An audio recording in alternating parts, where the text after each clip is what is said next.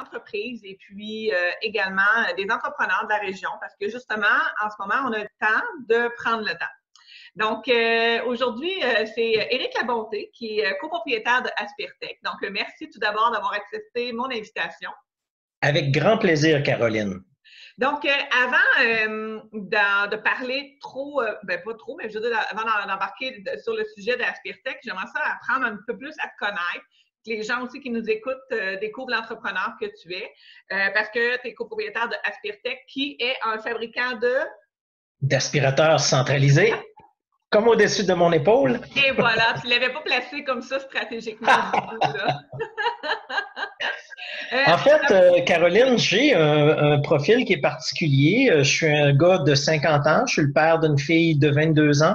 Je suis natif de Disraeli. J'ai vécu une bonne partie de ma vie à Thetford. Maintenant, j'ai la chance d'être revenu à Disraeli au bord du lac Elmer. Vous savez, c'est l'appel de l'eau, hein?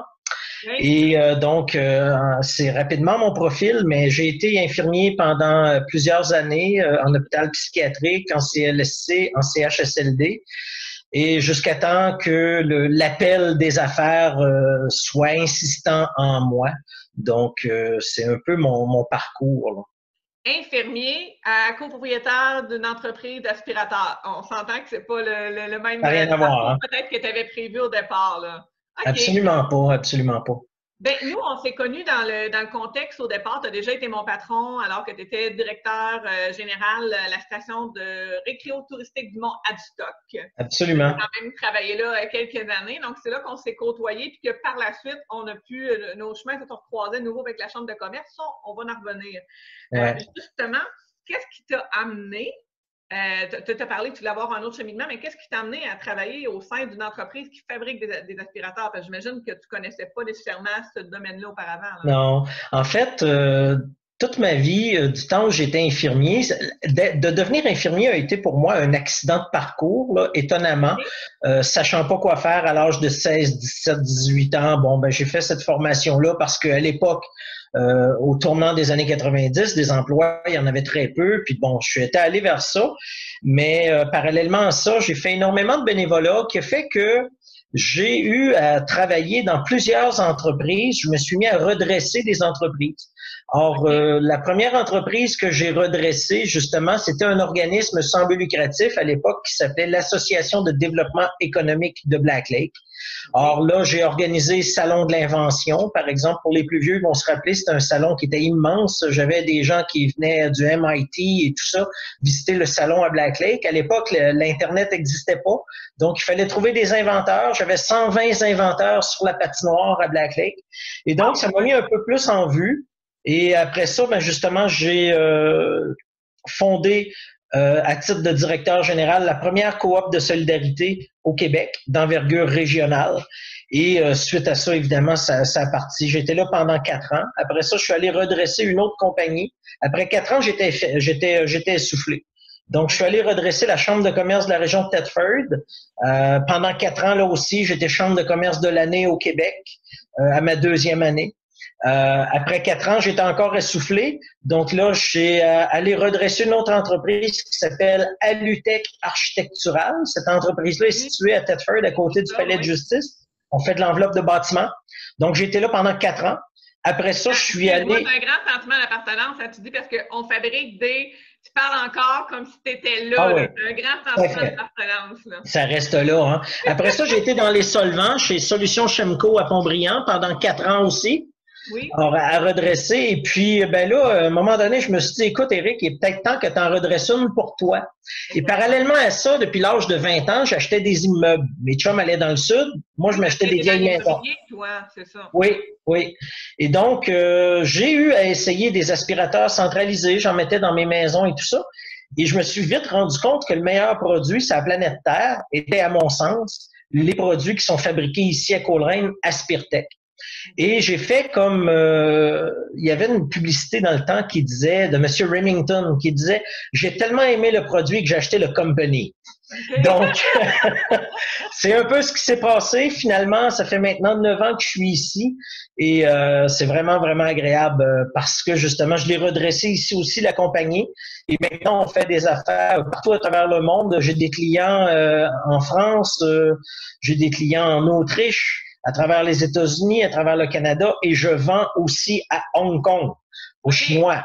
Okay. Donc, oui, parce que Hong Kong est une autre Chine, si on veut. C'est un peu différent. Ils ont un régime politique qui est bon, qui est en train de se refusionner avec la Chine continentale. Mais donc, il y a encore des gens là-bas qui ont les moyens de se payer des luxes, des produits de qualité comme les aspirateurs. Fait que, écoute, tu t'imagines, mon passeport, il est tout étampé. C'est vraiment le fun. Tu as besoin d'avoir une photographe à un moment donné qui vient juste faire du contenu de tes réseaux sociaux. Là. Mon passeport est prêt aussi. Mais qu'on peut, là, on s'entend. Mais je te rappelle que c'est toi qui as fait les photos de nos fascicules et tout ça pour nos aspirateurs. Oui, c'est vrai. Alors, vous savez, quand on fait des produits comme ceux-là, on a besoin aussi de photographes spécialisés. Là. On peut pas s'improviser, faire des photos, après ça avoir une documentation qu'on distribue à l'international avec une photo faite par un beau-frère. À un moment donné, ça prend des équipements de qualité. Si on veut faire grandir une compagnie, il faut justement se donner des outils comme ceux-là. Et de la photo, ça a l'air bébête, là, mais c'est fondamental. Oui, exactement. Ben écoute, je dirais pas le contraire. Hein? Ah, puis c'est parce que c'est un conseil en même temps que je donne aux jeunes entrepreneurs. Des fois, entourez-vous de gens qui pourront vous les donner ces cues-là, parce que des fois, on part, on est tout croche. Là, on se ramasse en France, à Paris, avec une balayeuse en dessous du bras, qui pèse 47 livres.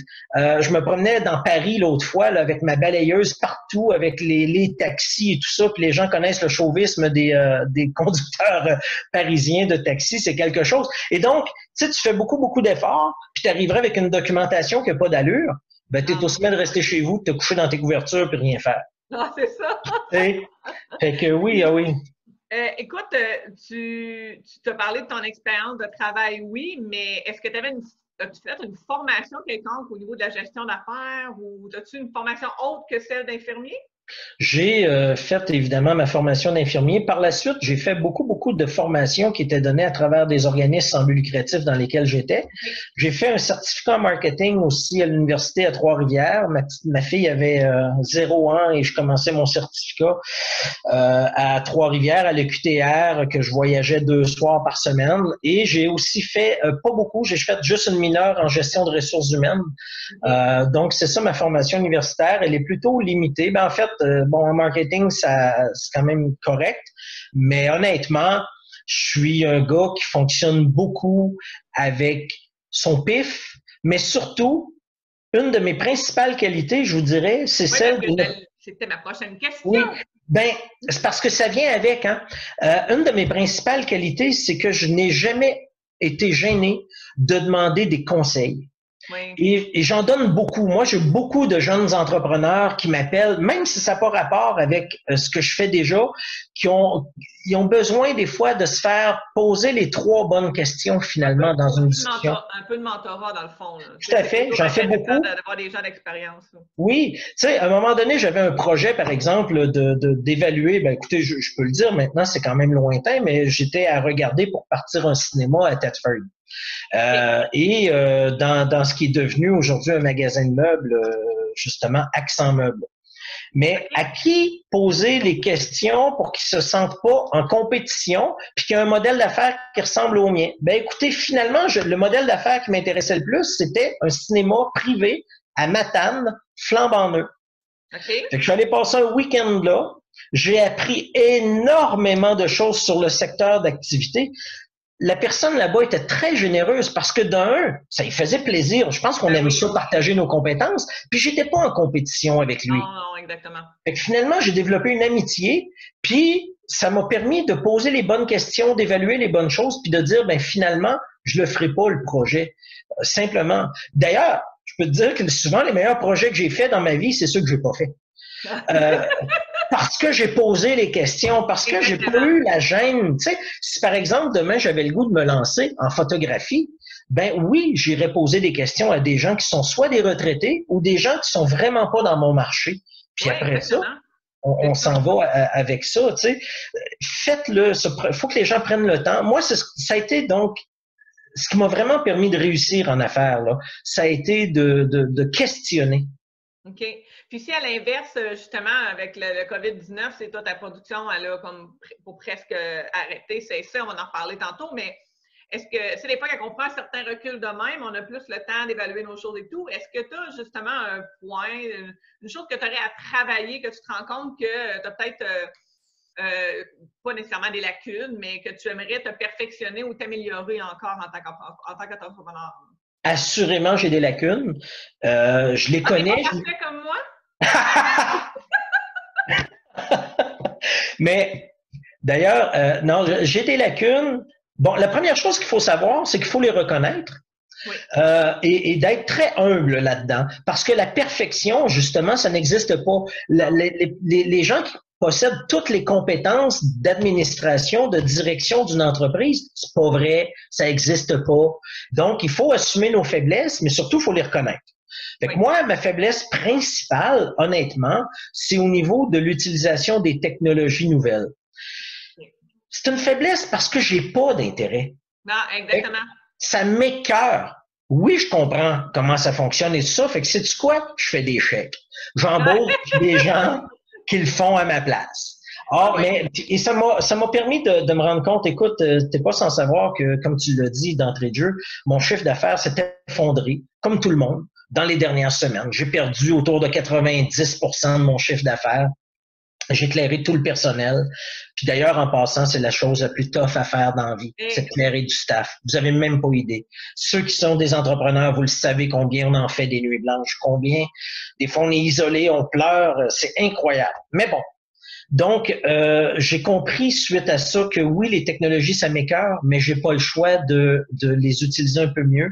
Et je vais devoir inévitablement, avec le temps, mieux utiliser justement, on va dire comme les vieux, là, j'en suis pas, les internets. Alors, je vais devoir mieux utiliser justement tous les réseaux sociaux et tout ça pour diffuser l'information. Des fois, bon, le modèle d'affaires qui peut évoluer dans ça et tout ça. C'est clair, on est rendu là. Oui, exactement. Et je vais devoir cesser de faire l'autruche et de faire que des chèques. Il va aussi falloir que je comprenne ce que je dois faire. T'sais. Alors ça, c'est vraiment ce que j'ai appris. Mais tu sais, t'es pas le premier, là, parce que moi aussi, il y en a plusieurs que j'ai aidé à gérer leur contenu sur les réseaux sociaux. Puis j'ai été appelée à arrêter d'en faire. J'en ai encore quelques-uns, mais c'est très minime parce que justement, j'aidais les autres. J'avais petit temps consacré pour mes réseaux sociaux. Là. Je me disais, ça n'est qu'une tête, faut que je me...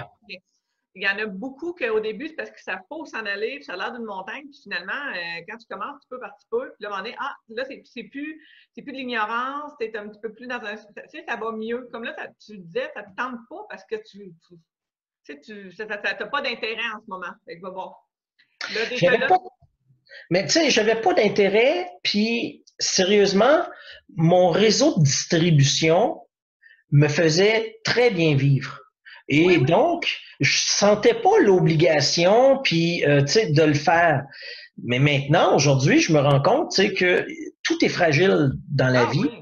Et donc, il va falloir juste que je revoie ma stratégie, mon modèle d'affaires et tout ça. Je dis pas que je vais aller vendre sur le web nécessairement, mais mieux m'adresser, mieux expliquer mon produit directement à des consommateurs. C'est incroyable, Caroline, combien les gens ont des idées préconçues se disant « Made in Québec », c'est plus cher. Ouais. Hey, ils sont dans le champ, mais solides, les gens, quand ils pensent ça. D'un, je suis généralement beaucoup moins cher. Écoutez, je vends aux Chinois. Je dois être pas pire. Oh, oui, non, hein?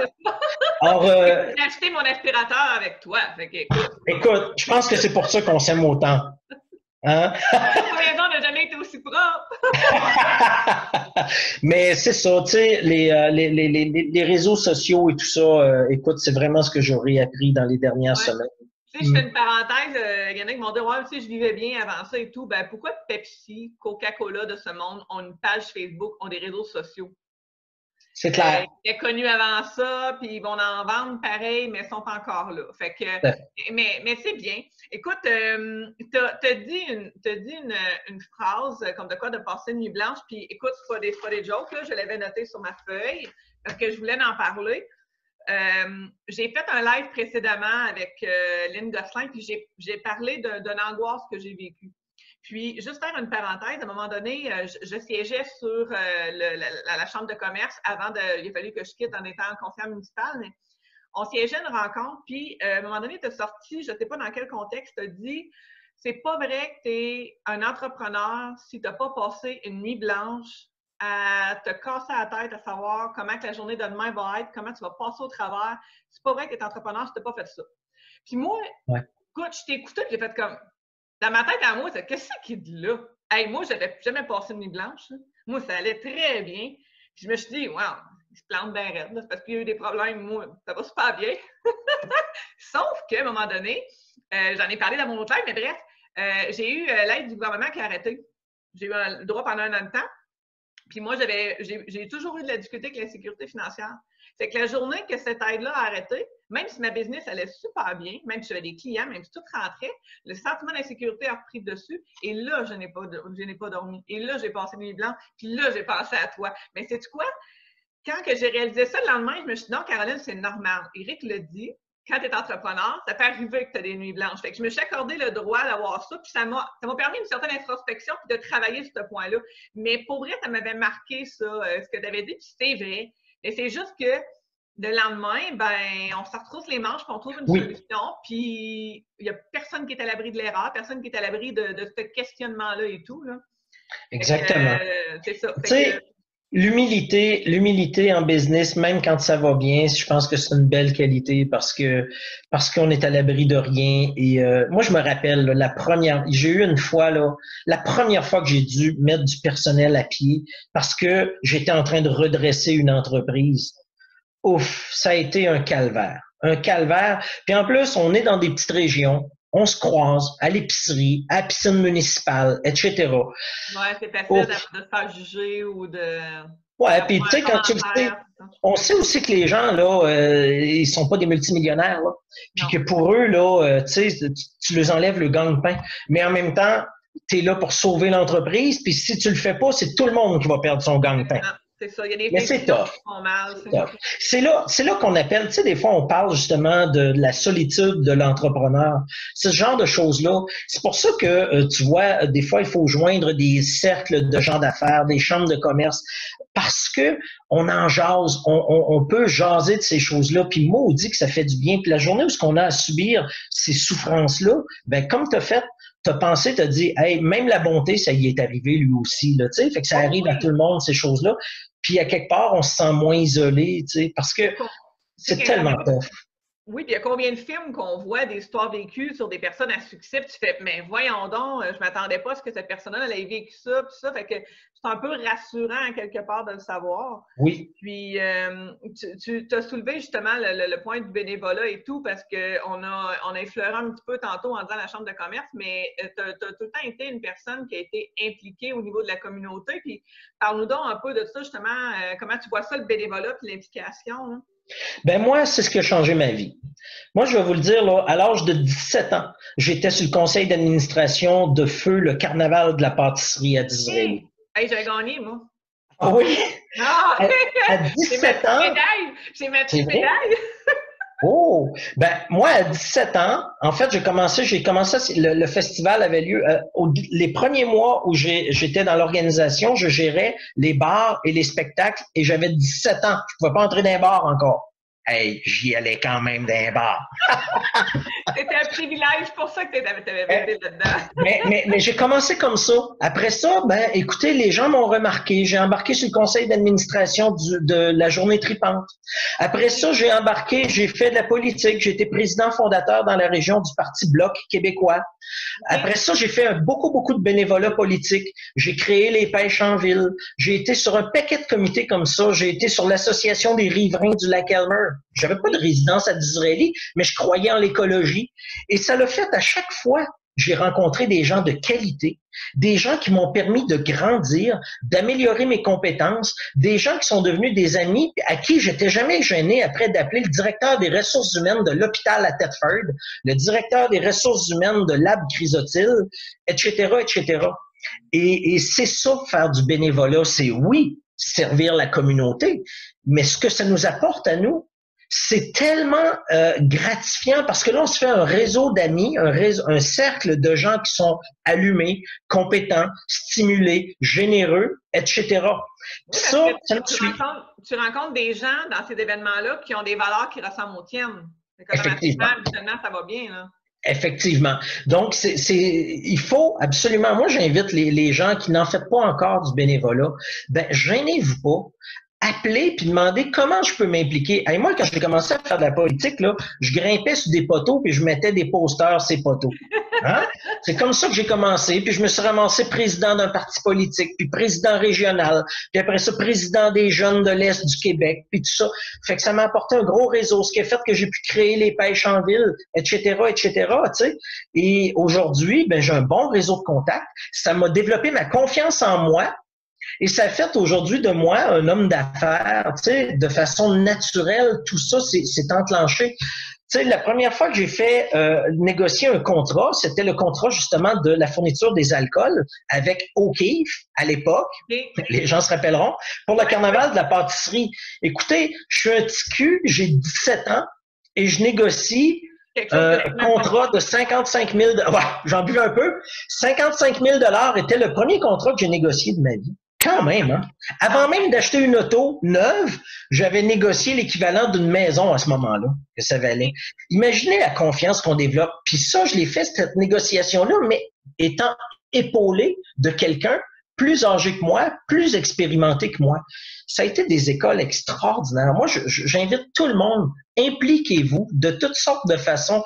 Allez aux Trois-Monts à Coleraine, impliquez-vous, allez dans vos chambres de commerce, faites-vous connaître, faites-vous remarquer.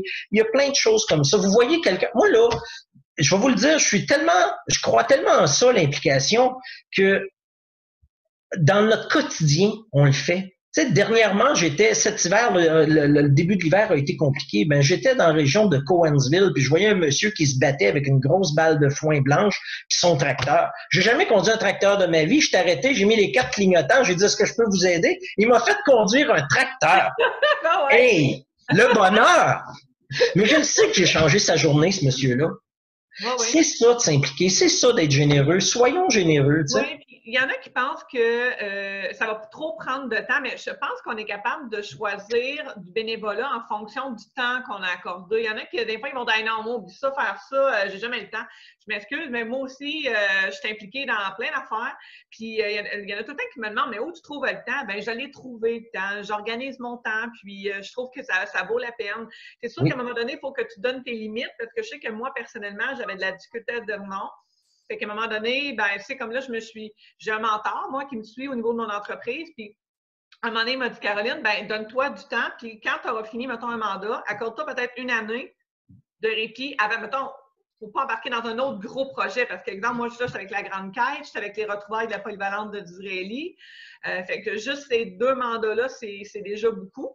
Mais une fois que ça va être fini, ça, je peux continuer à donner de l'aide au hockey, de faire de même que des petites games, mais peut-être pour embarquer dans un autre projet, je peux peut-être le faire dans un an. Donc, les gens qui veulent s'impliquer, des fois, ça peut être juste pour un événement X qui dure une fin de semaine. Des fois, ça va être sur une association pour à l'année longue, mais que son mandat n'est peut-être pas aussi entreprenant. Tu sais. Je pense qu'on peut choisir du bénévolat en fonction de son horaire. Puis, il s'agit juste de le mettre dans son agenda puis de commencer à en faire pour trouver ça tellement valorisant, tellement le fun, que c'est pas long que tu t'impliques dans d'autres choses parce que ça t'apporte beaucoup. Là. Et comme femme ou homme d'affaires, justement, on va développer un réseau de contacts avec lequel, souvent, on va finir par faire de l'argent. Parce qu'il faut pas être gêné, on est des gens d'affaires. Hein, on fait donc on est en affaires, on est des opportunistes, hein, on fait des opportunités d'affaires. Donc, il faut pas se gêner. Puis quand tu joins des réseaux comme ça, ben là, les gens te remarquent puis ils disent hey, j'ai vu une petite business ou tu sais, puis un jour, j'aimerais ça être associé avec toi et tout et tout. C'est fou où ça peut nous apporter. C'est complètement fou. Alors, faites-le. Pardon, vas-y. Ben, écoute, c'est un message que j'essaye d'envoyer, tu sais, aux gens qui nous écoutent. Moi, je trouve que c'est une belle façon de commencer. Évidemment, l'université, le cégep, compléter son secondaire 5, c'est fondamental. Mais si, pour toutes sortes de raisons, c'est difficile pour vous. C'est pas facile pour tout le monde d'aller étudier à Québec, se payer un logement et tout ça. Hein. C'est loin d'être facile pour tout le monde. Ben, des fois, il y a des façons de le faire un peu par la porte de côté, en s'impliquant, puis en se pluguant sur les gens qui peuvent nous faire grandir. C'est un peu un message que je veux passer aujourd'hui. Oui. Tu sais. Puis, parlant d'implication, justement, on a vu l'annonce passer en début de semaine. Tu as décidé de changer de chaise au sein de la Chambre de commerce et maintenant tu es directeur. Je suis président. Président. Oui. Donc, Ben, c'est ça, écoute. Le remplacement de Catherine Morancy. Oui, ben c'est ça. Ben, je salue évidemment Catherine au passage. Tu sais, les chambres de commerce, c'est quelque chose auquel je crois. Bon, j'ai été directeur général à Thetford, je l'ai redressé. On annonçait la faillite et j'ai levé la main, j'ai dit c'est correct, je vais m'en occuper dans le temps. À Thetford, ben à Disraeli, puis tout le secteur sud de la MRC, je pense qu'il y a vraiment du potentiel et tout ça. Bon, est arrivé la COVID, mais tu sais, on était déjà en train de mettre sur pied une bénédiction de bateau à Garth Bay. On était en train d'organiser des... Je devais aller faire les photos de drone, couvrir l'événement, mais bon, ça va être partie remise. Hein, c'est partie remise, mais tu sais, il faut être créatif et tout ça. La Chambre de commerce, ben, c'est un lieu justement de rassemblement pour les gens d'affaires. Il y en a qui vont voir ça comme un syndicat de gens d'affaires, c'est vrai aussi. C'est aussi un lieu justement où on peut ventiler simplement des fois, comme je le disais tout à l'heure, avec d'autres gens d'affaires, obtenir des conseils, des gens qui vont nous mettre en lien avec d'autres personnes par leur réseau de contacts. C'est aussi de l'animation économique que ça apporte. Par exemple, tu sais, l'idée de la bénédiction de bateau était un peu ça. L'idée, c'était de mettre en valeur la marina de Garbet et que les gens voient le trésor qui est à Garbet, cette marina-là, le parc Belle-Rive de Garbet et tout ça. Ben, c'est un peu ça, une chambre de commerce. Moi, je crois en ça. Je crois que ma communauté dans laquelle je suis peut aspirer à des belles choses. Puis une chambre de commerce, ça fait partie du tissu. Hein. C'est un tissu, une région. Il y a le communautaire, il y a le scolaire, il y a le monde des affaires, il y a le monde municipal. Tout ça, là, on est tous ensemble. Exactement. Puis, c'est comme ça que j'espère qu'on va émanciper notre secteur. Si je peux me permettre aussi, la Chambre de commerce, la Chambre de commerce de Disraeli, mais là, ça a changé, c'est la Chambre de commerce de Disraeli et des municipalités avoisinantes parce que, justement, j'avais fait une partie dans la Chambre de commerce, je suis revenue, puis quand je suis revenue, tu venais d'arriver toi aussi, puis on avait pris une directive, justement, au niveau de la Chambre de commerce, de faire connaître les municipalités autour qui étaient membres parce qu'il y avait beaucoup un sentiment juste de Disraeli. Et d'où l'idée d'aller faire des activités dans les autres municipalités parce qu'ils font partie de la Chambre de commerce. Ça, je trouvais ça génial parce que la Chambre de commerce, on dit donc, Disraeli, il y a Disraeli-Paroisse, il y a Beaulac-Garbet, Stratford, Saint-Jacques-le-Major, Saint-Julien, Sainte-Praxède, Coleraine. C'est ça. Saint-Fortuna, je l'ai-tu nommé? Saint-Fortuna, mais pas Stratford. Ah non, c'est vrai, Stratford a leur propre... C'est le cercle des gens d'affaires, c'est ça. Ouais. Il y a quand même plusieurs municipalités là, qui sont là-dedans. Là. Oui, absolument. Puis c'est ça. Mais je suis content que tu soulèves Stratford. Écoute, c'est un point, je pense que tu m'as déjà entendu là-dessus. Tu sais, la région, des fois, les gens me demandent, mais tu sais, qu'est-ce qui manque? Qu'est-ce qui tu sais, il y a des fondamentaux que ça prend pour développer une région. Et une des choses fondamentales, c'est de se donner des cibles communes pour une région, pour une ville. Dans le couple chez toi, c'est pareil. Tu te fixes des cibles. La cible l'an prochain, c'est peut-être d'acheter une roulotte, c'est peut-être de refaire le cabanon. Donc, on se donne des cibles et à ce moment-là, on tente de les atteindre ensemble. La difficulté qu'on a dans le sud de la MRC ici, c'est justement que, par exemple, le comté provincial, notre chambre de commerce est divisée par 2 comtés provinciaux. Ouais. Des régions administratives qui sont chevauchantes. Donc, il y a plein de choses comme ça.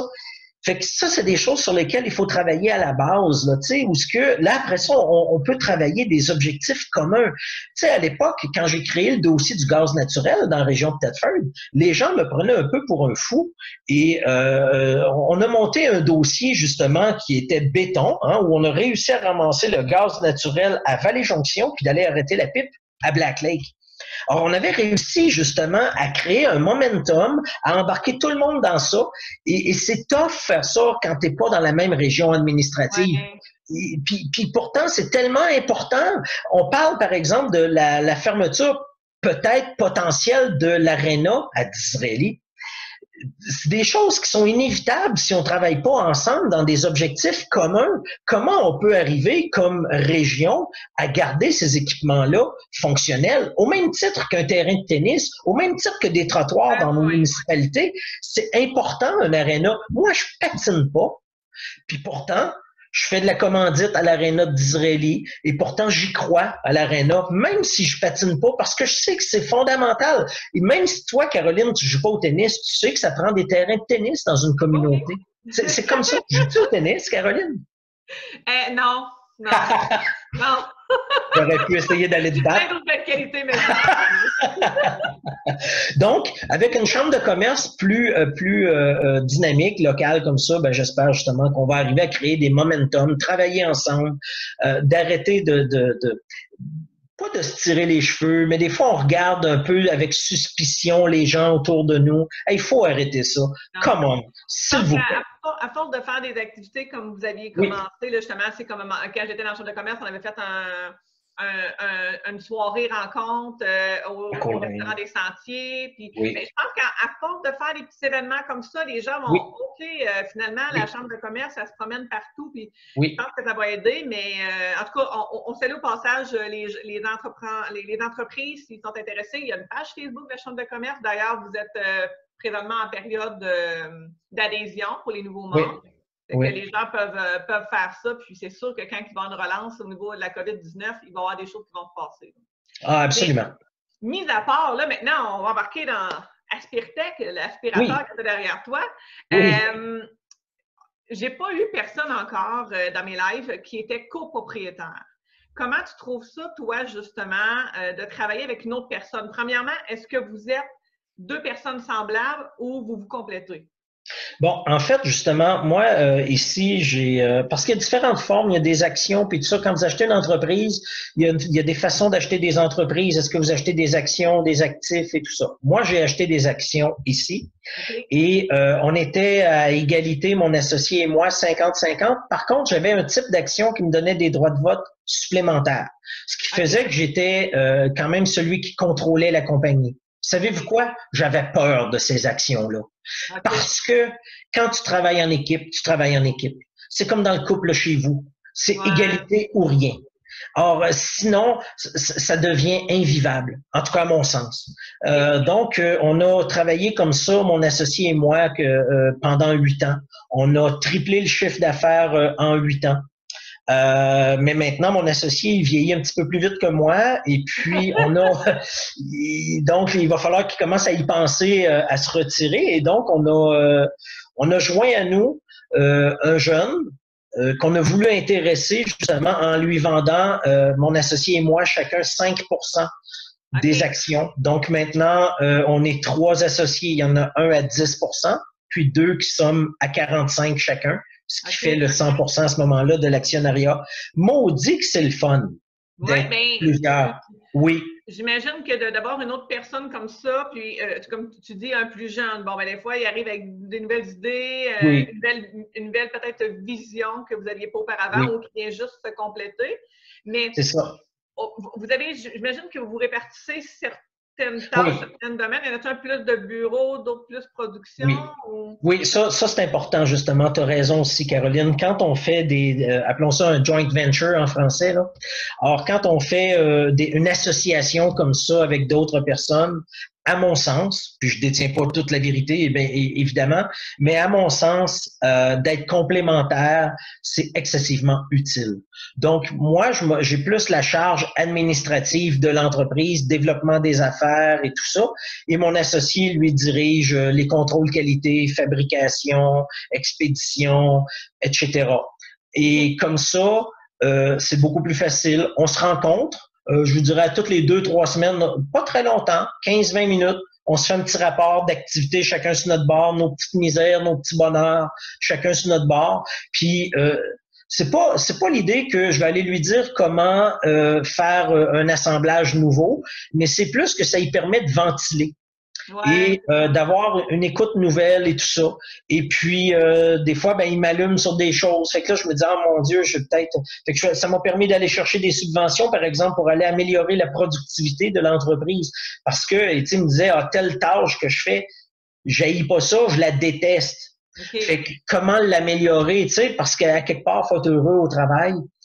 C'est important, tout en maintenant des coûts raisonnables et tout ça. Fait que d'être complémentaire, mais d'être en même temps allumé sur ce que l'autre vit, ben ça, je pense que c'est un beau modèle d'affaires. Puis tu te sens pas seul. Quand tu arrives des coups durs, des fois tu perds un client important, ça fait mal, c'est tough. Puis d'au moins pouvoir en parler. Ou l'inverse aussi. Il t'arrive un beau moment de bonheur. C'est le fun. Avec quelqu'un. Oui, il faut le ventiler. Parce qu'il y en a beaucoup, c'est comme moi qui sommes seuls. Ben, je veux dire, j'ai mon employé qui travaille pour moi, mais en tant qu'entrepreneur, on vit beaucoup de solitude. D'où ce que tu disais tout à l'heure, que c'est super important d'aller rencontrer du monde et tout. Moi, là, ça fait 1 mois que je vais commencer ma 5e semaine. Tu sais, je me plais quand même à faire des tâches chez nous et tout. Mais là, je suis habituée de voir du monde, je suis habituée de jaser, d'aller voir, puis je trouve ça difficile.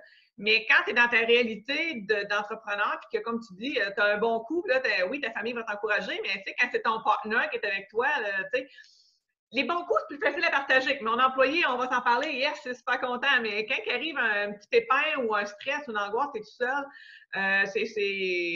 effectivement, ça serait plus fun d'avoir un autre avec moi pour ventiler. Enfin. Puis c'est vrai qu'à force de jaser avec d'autres personnes, ça nous amène une réflexion. Puis j'ai aimé ce que tu as dit justement, que lui, il y avait un problème, mais des fois, tu es trop dans ton problème puis tu vois pas la solution. Fait que en ayant une autre personne comme ça, ben ça permet justement d'avoir un échange puis de trouver des fois des solutions que l'autre n'avait pas vues. Puis des fois, quand on te le fait dire, tu fais comme, ben voyons donc, pourquoi j'ai pas pensé à ça? Ouais. Et ça l'implique, hein? C'est pour ça l'idée d'embarquer un 3e actionnaire, justement, parce qu'on s'était dit, est-ce qu'on va investir beaucoup en formation et dans 1 an, 2 ans, 3 ans, il nous laisse tomber? Ben, à partir du moment qu'il a acheté un bloc d'actions, puis qu'il voit la compagnie qui va bien, qu'il verse du dividende et tout ça, puis que, ben, c'est sûr que ça l'intéresse. C'est une belle façon, je pense, de conserver des employés clés à l'intérieur d'une entreprise. Là. Dis-moi, je me pose la question parce que tu as eu un parcours, tu as essayé des affaires, le money, tu as comme atteint ce que tu voulais, fait que là, on part d'autre chose. Est-ce que tu penses que ça pourrait arriver avec Aspertech dans le sens qu'à un moment donné, que tu sois arrivé à un niveau que tu fais comme la business va bien, ça va, puis j'ai plus de défis, ou tu penses qu'au contraire, avec l'entreprise que tu as là, tu vas toujours avoir des défis à faire? Tu vois-tu à long terme encore? Comment tu vois ça? Oui, écoute, tu vois. Tu le vois pas. C'est un gars de défi, là. À côté de moi, tu le vois pas, là, mais là, j'ai acheté plusieurs produits qui vont bientôt, je vais rentrer dans mon réseau de distribution pour compléter justement. Donc, j'ai une base d'affaires qui est intéressante. J'ai un réseau de distribution. J'ai des clients qui sont fidèles. Maintenant, le défi, c'est comment arriver à monter la facture. Comment vendre plus à ces gens-là? Puis eux autres, évidemment, vendent plus à leurs clients, là, tu sais. Donc, une entreprise comme celle que j'ai aujourd'hui me permet de toujours être allumé aux nouvelles opportunités.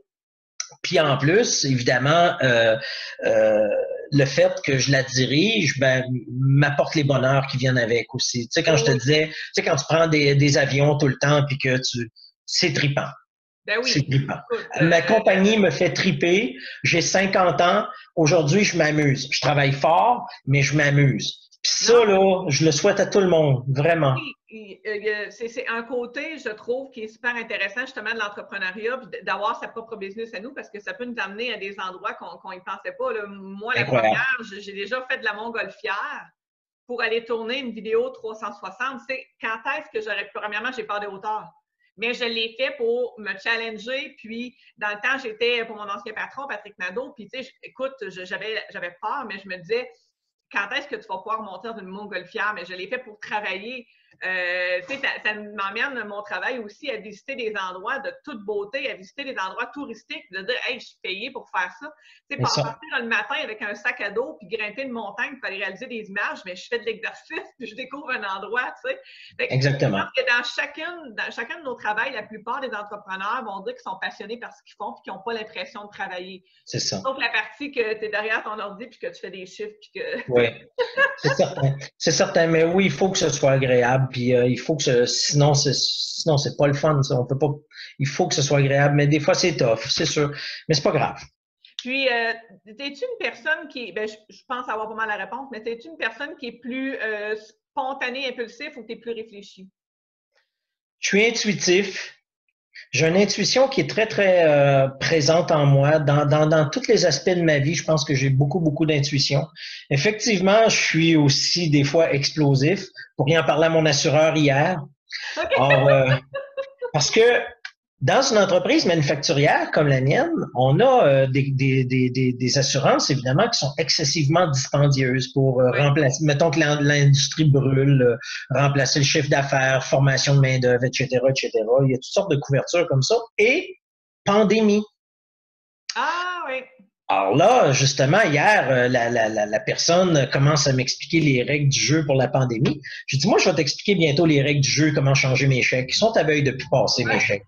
Je t'en envoie 2000 pièces par mois de chèques, puis tu commences à me faire chier en sainte tabarouette.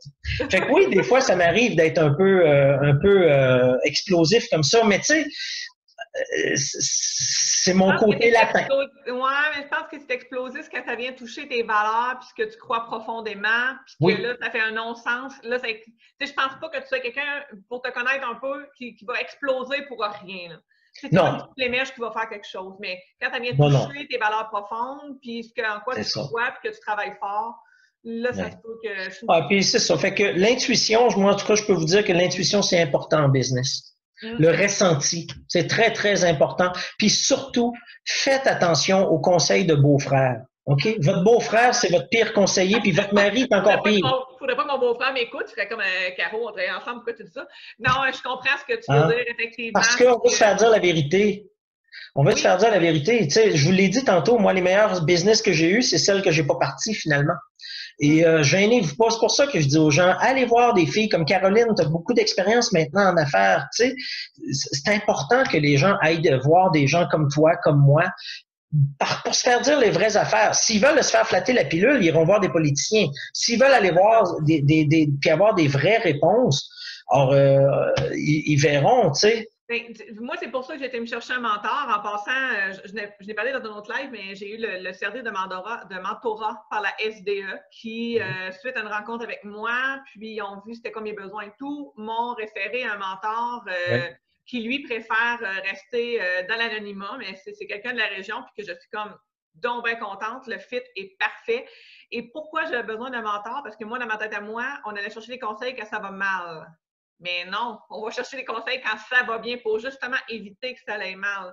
Puis, justement, ce que tu as dit, c'est que si tu n'as pas une famille nécessairement qui est dans l'entrepreneuriat ou ton conjoint ou autre, des fois, ils ne comprennent pas nécessairement ta réalité.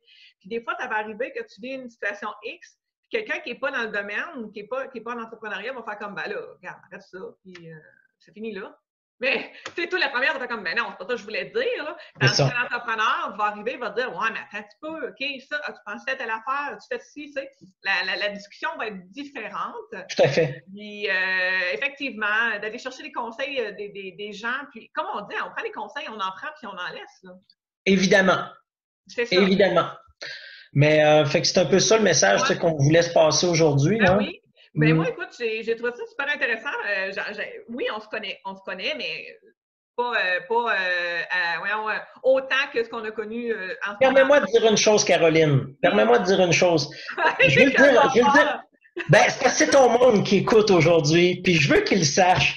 Moi, là, Caroline, je la connaissais pas. J'étais TQ, moi, j'étais DG du club de ski Mont-Aditoc. On relevait d'une faillite, tu te rappelles, Caroline?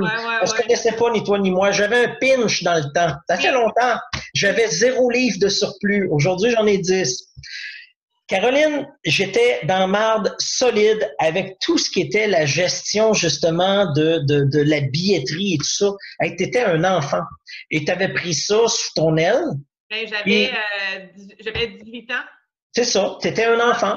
Et tu as pris ça, tu connaissais rien là-dedans, tu t'es mis à y réfléchir, on s'est assis 2-3 fois, toi puis moi, puis après tu m'as dit, OK, le bonhomme, tasse-toi, je prends ça. Ça a été extraordinaire. Moi, c'est un des beaux souvenirs que j'ai, ça, de travailler avec une jeune fille comme toi. Tu étais avec moi pendant 3 ans. Ouais, Et ça a été...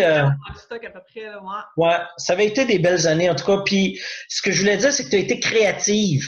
Puis on n'avait pas les moyens d'acheter un ordinateur, une imprimante. Écoutez, on n'avait même pas de scie à chaîne quand j'ai repris le club de ski. Il n'y avait plus rien, là. Il n'y avait plus de canon à neige. Il n'y avait plus... Les fils électriques étaient tous fondus dans la montagne. Nommez-les, les misères.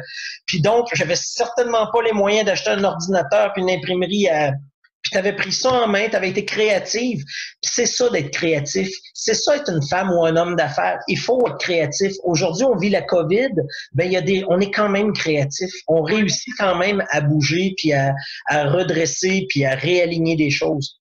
Eh bien, écoute, merci. Mais juste avant de terminer, ben, je trouve ça gentil ce que tu viens de dire là, mais avec la COVID, justement, là, je demande aux entreprises où est-ce qu'ils en sont. Est-ce que tu peux encore, est-ce que tu as un petit peu de production? Tu as dit que tu as fallu enclairer, mais est-ce que tu es complètement arrêté?